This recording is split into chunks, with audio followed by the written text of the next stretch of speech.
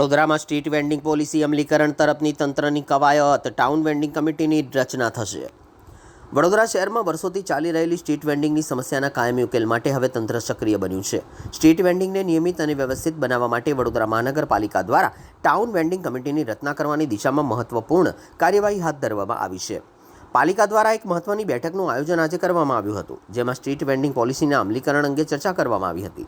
સરકારના વર્ષ 2014ના street vendor protection of livelihood અને regulation of street vending act મુજબ શહેરમાં વેન્ડિંગ વ્યવસ્થાને કાયદેસર અને સુવ્યવસ્થિત બનાવવા માટે કવાયત શરૂ કરવામાં આવી છે.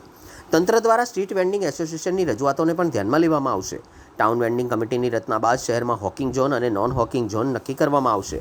સાથે જ કયા માર્ગો ઉપર વેન્ડિંગની મંજૂરી આપી શકાય અને કયા વૈકલ્પિક સ્થળોની વ્યવસ્થા કરી શકાય તે અંગે પણ નિર્ણય લેવામાં આવશે. પાલિકાનો મુખ્ય ઉદ્દેશ સાચા અને જરૂરિયાતમંદ સ્ટ્રીટ વેન્ડર્સને કાયદેસર રીતે રોજગારી માટે યોગ્ય સ્થળ ઉપલબ્ધ કરાવવાનો છે. આ અંગે પાલિકાના મ્યુનિસિપલ કમિશનર અરુણ મહેબૂબે જણાવ્યું હતું કે ટાઉન વેન્ડિંગ કમિટીની રચના અને પોલિસીના અમલીકરણ માટે તંત્ર દ્વારા ઝડપી ગતિએ કામગીરી કરવામાં આવી રહી છે. આગામી સમયમાં શહેરમાં સ્ટ્રીટ વેન્ડિંગ માટે વધુ સ્પષ્ટ અને સુવ્યવસ્થિત માળખું ઊભું કરવામાં આવશે. અમે એક મીટિંગ રાખી છે. બેઝિકલી વડોદરા શહેરમાં સ્ટ્રીટ વેન્ડિંગને રેગ્યુલરાઇઝ અને રેગ્યુલેટ કરવા માટે એક મીટિંગ, કન્સલ્ટેટિવ મીટિંગ રાખી છે, જેમાં સ્ટ્રીટ વેન્ડિંગ એસોસિએશન્સ દ્વારા જે રિપ્રેઝન્ટેશન છે એ રિપ્રેઝન્ટેશનને પણ અમે સાંભળીને એક યોગ્ય નિર્ણય ટાઉન વેન્ડિંગ કમિટી અમલીકરણમાં લાવવા માટે જે પ્રયત્ન ચાલી રહ્યા છે. આપ જાણો છો કે ઘણા સમય પછી વડોદરા શહેરમાં આપણે જનરલ બોડીમાં સિટીનું સ્ટ્રીટ વેન્ડિંગ પોલિસી જે 2014ના જે ભારત સરકારનું પોલિસી છે, એક્ટ છે, એને આધારે અમલીકરણ કરવા માટે અમે સ્ટ્રીટ વેન્ડિંગ પોલિસી જનરલ બોડીમાં પ્રોવિન્શિયલ કમિટી પણ પાસ કરવા માટે પણ પાસ કરી છે. હવે street vending committee town vending committee અમલીકરણમાં લાવવા માટે અત્યારે ફાઇલ ચાલી રહ્યા છે. આવનારા દિવસોમાં સ્ટેન્ડિંગ કમિટીમાં પણ મોકલીને જનરલ બોડીની અપેક્ષા એ પાસ કરીશું. આપ જાણો છો કે ટાઉન વેન્ડિંગ કમિટીમાં ચેરમેન સિવાય મેમ્બર્સ, NGOs, સ્ટ્રીટ વેન્ડિંગ લોકોની મેમ્બરશીપ પણ હોય છે, પણ એના માટે ચૂંટણી કરાવવું પડશે.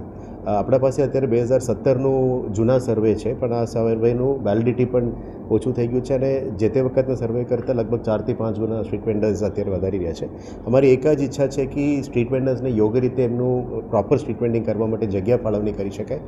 યોગ્ય રીતે જે સ્ટ્રીટ વેન્ડિંગ ઝોન્સ અને નોન વેન્ડિંગ ઝોન જે ટાઉન વેન્ડિંગ કમિટી દ્વારા જાહેરાત થશે, એમાં કયા જગ્યામાં હોકિંગ અને નોન હોકર ઝોન, કયા વિસ્તારમાં યા કયા રોડ્સમાં સ્ટ્રીટ વેન્ડિંગ અને નોન સ્ટ્રીટ વેન્ડિંગ, અને કયા પ્લોટ્સમાં અમે વૈકલ્પિક રસ્તા જે કરી આપવાનું છે કોર્પોરેશને, અને કયા જગ્યામાં સુવિધાઓ કરવાનું છે, એ બાબતમાં આવનારા દિવસોમાં નક્કી કરવામાં આવશે.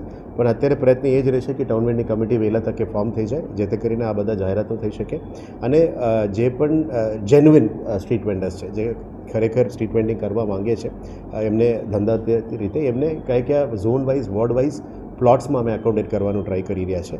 અને સાથે સાથે જે રોડ્સમાં ટ્રેડિશનલ એક્ટિવિટી સ્ટ્રીટ વેન્ડિંગ ચાલે છે એ ક્યાં એકોમોડેટ કરી શકાય એનું પણ અમે થોડું ચર્ચા કરીને કરવાના છે. પણ આ નિર્ણય will be taken by the TVC. આ TVC ફોર્મ કરવા માટે જ અત્યારે પ્રયત્ન ચાલી રહ્યા છે. પણ જે પણ અત્યારે સ્ટ્રીટ વેન્ડર્સના રિપ્રેઝેન્ટેટિવ છે એમના સાથે ચર્ચા પરામર્શ કરીશું અને એ પણ એમની માંગણીઓ શું છે એકવાર સાંભળી લેશું અને પછી નિર્ણય લેવામાં આવશે. GPMC એક્ટ પ્રમાણે 230, 231, 232માં જે પણ સિટી વિસ્તારમાં આપણે મેઇન રોડ્સ અને ફૂટપાથમાં દબાણો છે, ઇલીગલો છે, અધરવાઇઝ જે પણ દબાણ થાય છે, ટ્રાફિકને નડતરરૂપ થાય છે, એ કોર્પોરેશનની સત્તા છે દૂર કરવા માટે. અને આની અંતર્ગત એન્ક્રોચમેન્ટ રિમૂવલ ડિપાર્ટમેન્ટ કામ કરતા હશે. પણ જે ઓપોઝિટ સ્ટ્રીટ વેન્ડિંગ બાબતમાં એમની જે રિપ્રેઝન્ટેશન છે એમને પણ સાંભળીને અમે નિર્ણય લઈશું. Thank you.